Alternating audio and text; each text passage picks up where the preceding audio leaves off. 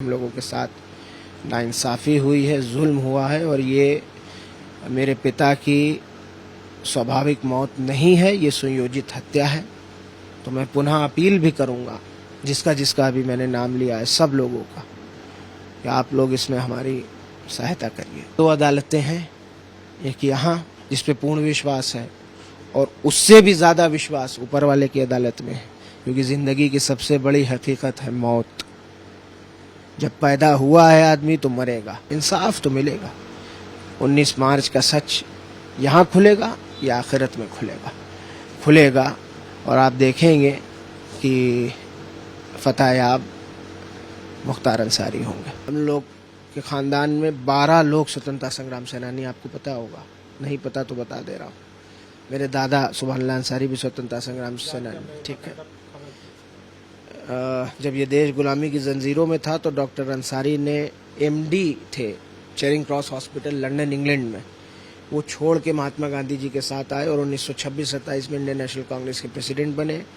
Brigadier Usman Mahavir, प्रथम महावीर चक्र विजेता मेरे परनाना हैं, पापा के नाना थे, जिन्होंने पाकिस्तान से झांगर घाटी और नौशेरा को छुड़ाने के लिए और छुड़ाकर वापस तिरंगा फहराया और उसी जंग में टैंक के गोले से पहले इतने बड़े रैंक के ऑफिसर ब्रिगेडियर जो शहीद हुए।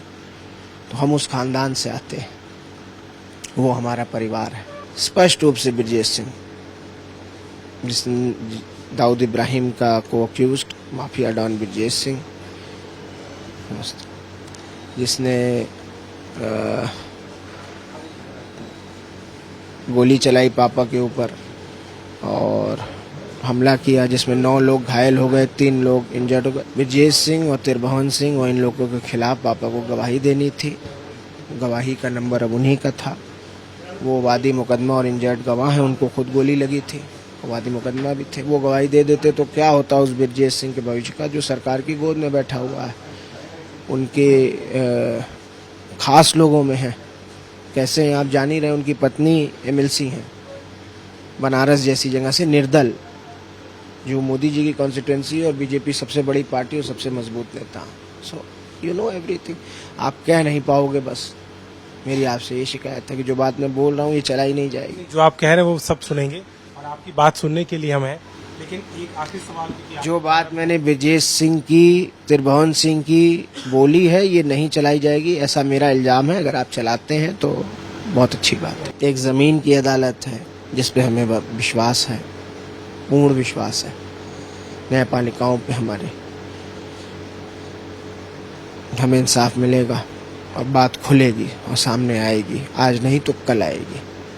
समय एक जैसा नहीं रहता, समय बहुत बलवान होता है। दूसरी अदालत अल्लाह की अदालत है, ऊपर वाले की अदालत है। किसी कारणवश यहाँ से नहीं भी इंसाफ मिला तो वहाँ से मिलेगा, वहाँ इंसाफ होगा। गाजीपुर में मुख्तार अंसारी को आज सुपुर्द खाक किया गया। परिवार ने कई बड़े आरोप लगाए और लगातार 2 दिनों की कवायद के बाद में आखिरकार आज उनका अंतिम संस्कार हुआ है। हमारे साथ बात करने के लिए उमर अंसारी इस वक्त मौजूद है। उमर, ये बताइए, जिस तरीके से आप लगातार इस बात को कह रहे थे, आप लोगों ने शंका जताई 18 मार्च को उनको स्लो पॉइजनिंग दी गई, आप लोगों ने उसके बाद में एम्स के डॉक्टर्स की जांच की बात कही, उसके बाद में पोस्टमार्टम को लेकर के आपने बात कही। ये 2 दिन में जितने वाकये हुए और आज उन्हें सुपुर्द खाक किया गया है, आज की तस्वीर और उस दिन 18 मार्च की जो बातचीत थी, क्या कुछ फर्क आ रहा और कैसा अनुभव है अभी तक? सब कार्रवाई भैया आपके सामने है, कुछ आपसे छुपा तो है नहीं। आप लोग के माध्यम से पता चला कि उनको हार्ट अटैक आया और लेकर के बांदा मेडिकल कॉलेज दोबारा जाया गया है। मुझे तो सूचना भी नहीं दी किसी ने, ना कोई जेल ऑफिशियल ने या बांदा के जिला प्रशासन ने, ना कोई स्टेट के लेवल पर। मीडिया के माध्यम से खबर सुनी, दिल धड़क गया, बिल्कुल लखनऊ ही था, भागा तुरंत। अभी बछरावा भी नहीं पहुंचा था, मेरे ख्याल से पीजीआई क्रॉस कर रहा था, तब तक ये खबर आ गई। तो क्या एक्सपीरियंस और अनुभव आप पूछ रहे हैं, मैं क्या बताऊं। मैं एक पुत्र हूं और एक ऐसा पुत्र जो 26 साल का है और 25 साल अपने पिता के बगैर रहा है। कहने वाले जो कहते हो कि बगैर रहे हैं तो वो अपराधी हैं, तो वो माफिया हैं, तो उनको सज़ा भी तो हुई है, तो वो इसलिए तो जेल में थे। आज इतनी रोक टोक, चप्पे चप्पे पर पुलिस का पहरा, उसके बावजूद जो हुजूम, जो हदे निगाल तक फैला हुआ जनसैलाब जनाजे के लिए था, उसने इस बात को साबित कर दिया है कि मेरे पिता माफिया नहीं, रहनुमा थे। हुजूम की आपने बात की, आज हमने देखा भी था हजारों की तादाद में समर्थक पहुंच रहे थे, लेकिन डीएम साहिबा और अफजाल अंसारी जो कि सांसद हैं आपके, उनके बीच में एक बहस हुई थी। वो कह रही हैं कि परमिशन दी गई, लेकिन आप उससे जरूरत से ज्यादा लोग को ले जा रहे थे। वो वाकया क्या था, आखिर किस तरीके से रोका जा रहा था, क्यों वो बात कही? देखिए, स्वाभाविक है कि लोग बहुत इमोशनल हैं। लोग तो मुझसे ये कह रहे हैं कि भैया आप नहीं यतीम हुए, हम भी यतीम हो गए। और 3600 जात के लोग, यहाँ बाजार है मोहम्मदाबाद, बहुत बड़ी बाजार है, आप किसी से पता कर लीजिए। आप लोग को तो लगता है कि हम लोग तो झूठे हैं, पता कर लीजिए आपकी कोई दबाव हम लोग का नहीं है, न कर सकते हैं, न प्रशासन का है। अपनी मर्जी से स्वतः लोगों ने, सब दुकानें, पूरी बाजार बंद है। 3600 जात के लोग, हर धर्म और जात के लोग दुखी हैं, कष्ट में हैं। मंदिरों में प्रार्थनाएं हुई जब उनकी हार्ट अटैक की खबर सुनी गई। लोग इफ्तारी में रो रो के वीडियो बनाकर सोशल मीडिया पर डाल रहे थे। लाखों करोड़ों लोग, मैं कहूँगा इस पूरे देश में बहुत गम में हैं, अफसोस में हैं। लोगों के घर खाना नहीं बन रहा है। मैं ऐसे घर जान रहा हूँ जो भूखे हैं, कि हमारे मसीहा को हमसे छीन लिया गया। तो स्वाभाविक है कि भीड़ है, और भीड़ को हम लोग आपके सामने, कोई बात नहीं छुपी है। मैं कल से नहीं, परसों से कह रहा हूँ कि कोई मत आए। हजारों लोगों को तो मैंने मना किया है टेलीफोन करके कि मत आइए, मत आइए, मत आइए, 2 दिन 4 दिन बाद आ जाइएगा। मिट्टी ही तो देना है, दे दीजिएगा, फातिहा वहीं से पढ़ लीजिए, कोई ज़रूरी नहीं कि यहीं आके पढ़िए। हम जान रहे थे कि ये सब होगा। फिर भी जो आप कह रहे हैं नोकझोंक की बात मेरे संज्ञान में नहीं है। मतलब मैंने अपनी आंख से देखा नहीं, कान से सुना नहीं। आप कह रहे हैं अगर, तो मुझे लगता है कि वो जिलाधिकारी हैं, वो मेंबर ऑफ पार्लियामेंट हैं, दोनों लोग में कुछ बातचीत हुई होगी कि अब इसको नोक झोंक और कुश्ती और मारपीट का नाम थोड़ी दिया जाना चाहिए। कुछ बात हुई, कार्रवाई करेंगे, एफआईआर भी करेंगे, उल्लंघन किया। कौन कह रहा था? डीएम साहब कह रहे हैं कि अगर आप लेके जाएंगे तो हम। अरे नहीं, ऐसा नहीं, मुझे नहीं लगता ऐसा कुछ है। और क्यों, क्या करेंगे? देखिए, शव यात्रा निकली है और यहाँ से मुश्किल से हार्डली 300 मीटर है और भारी सुरक्षा बल तैनात था। उसमें क्या एफआईआर और क्या, कोई सवाल ही नहीं। मुझे तो नहीं लगता ऐसा कुछ भी नहीं। चलिए, एक बात और बहुत इम्पोर्टेंट थी, आज जो रिपोर्ट की बात आ रही है सामने, पोस्टमार्टम की रिपोर्ट में जो आई बात कार्डियक अरेस्ट, उसमें रीजन दिया जाता है। आपके सवाल अभी भी वही हैं? विस्टा की रिपोर्ट का आप इंतजार कर रहे हैं या मजिस्ट्रेट जांच बिठाई गई है? आपको एतबार है उस पर कि उसमें सच सामने आएगा जो दावा आप कर रहे हैं? भैया सही बताएं तो हम अभी तक इस बारे में एक पल भी नहीं सोच पाए। मेरे भाई, बड़े भाई अब्बास अंसारी जो मऊ से विधायक हैं, वो आ नहीं पाए, प्रशासन ने आने नहीं दिया, बल्कि मृत्यु होने पर खुद ही भेज सकता था। डीएम साहब भेज सकते थे, एडमिनिस्ट्रेटिव पावर है उनके पास। स्टेट चाहता, प्रशासन, शासन, वो भेज सकते थे, नहीं भेजा। हमने सुप्रीम कोर्ट का दरवाज़ा खटखटाया, लेकिन वेकेशन होने की वजह से सुनवाई नहीं हो पाई। हाई कोर्ट और ट्रायल कोर्ट ने जिस भी चलते नहीं दिया। सुप्रीम कोर्ट खुली होती तो निश्चित वो आज यहाँ होते। इस बात से मैं बहुत अफसोस में था।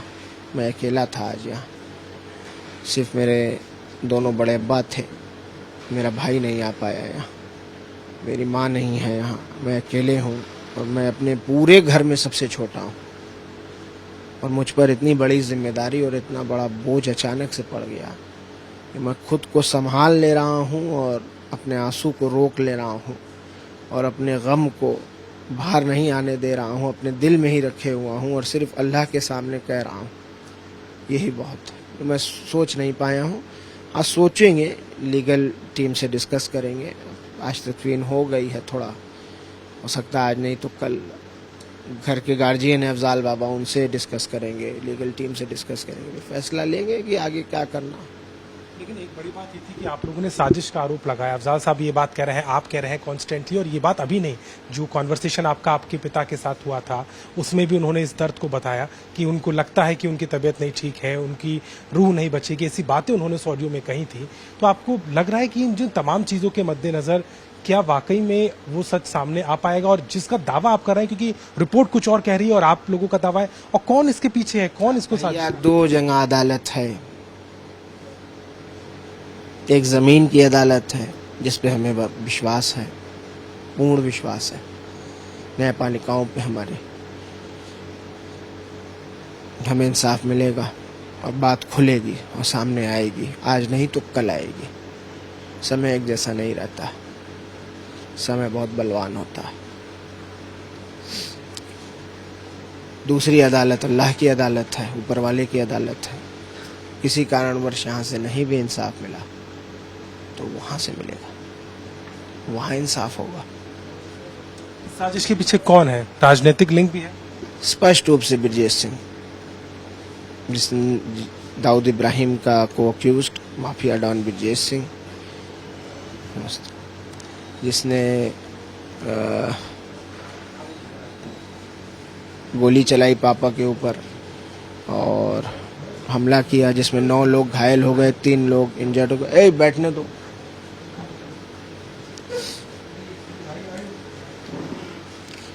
ब्रजेश सिंह और तिरभवन सिंह और इन लोगों के खिलाफ पापा को गवाही देनी थी।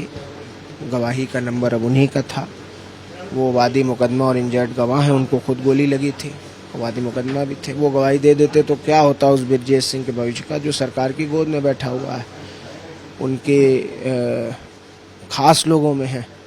कैसे हैं आप जान ही रहे, उनकी पत्नी एमएलसी हैं बनारस जैसी जगह से, निर्दल, जो मोदी जी की कॉन्स्टिट्यूंसी और बीजेपी सबसे बड़ी पार्टी और सबसे मजबूत नेता। So you know everything. आप कह नहीं पाओगे, बस मेरी आपसे ये शिकायत है कि जो बात मैं बोल रहा हूँ ये चलाई नहीं जाएगी। जो आप कह रहे हैं वो सब सुनेंगे और आपकी बात सुनने के लिए हम हैं, लेकिन एक आखिरी सवाल भी, जो बात मैंने ब्रजेश सिंह की, तिरभवन सिंह की बोली है, ये नहीं चलाई जाएगी, ऐसा मेरा इल्जाम है। अगर आप चलाते हैं तो बहुत अच्छी बात है, चलेगा। लेकिन एक सवाल और जाते जाते जरूर आपसे करेंगे। राजनीतिक सपोर्ट भी आपको बहुत मिला भी है। कांग्रेस पार्टी ने सवाल उठाया, समाजवादी पार्टी के तमाम नेता आपके साथ खड़े हैं, असदुद्दीन साहब ने तो पीछे सरकार को ही खड़ा कर दिया। इसको आप कैसे देख रहे हैं? जो तमाम नेता हैं ये जेन्युइनली आपके साथ खड़े हैं या उसमें उनका भी कोई मतलब निकल? 2 ताकतें थी जब ये देश आज़ाद नहीं हुआ था।